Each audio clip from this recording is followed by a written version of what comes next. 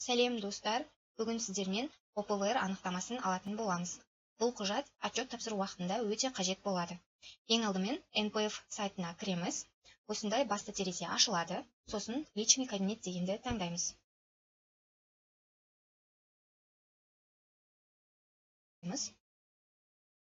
Мұнда кабинет физлица дегенді таңдаймыз.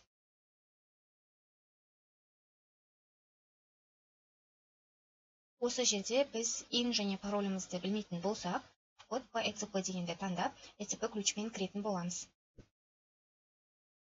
Выбрать сертификат. Осы жерде ЭЦП ключті көрсетеміз.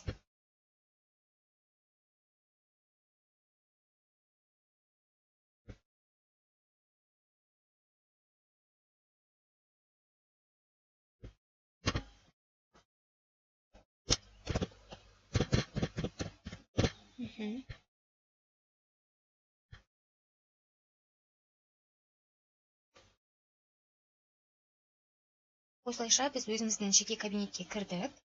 Енді мұнда терезенің сол жағында услуги бөлімін таңдаймыз. Сосын получить выписки с счетов дегенді таңдаймыз.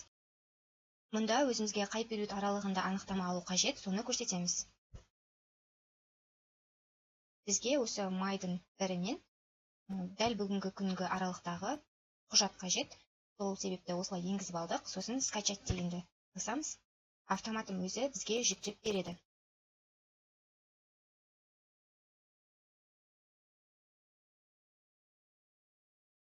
Мінекей, енді ішіне кірейік осы құжаттың.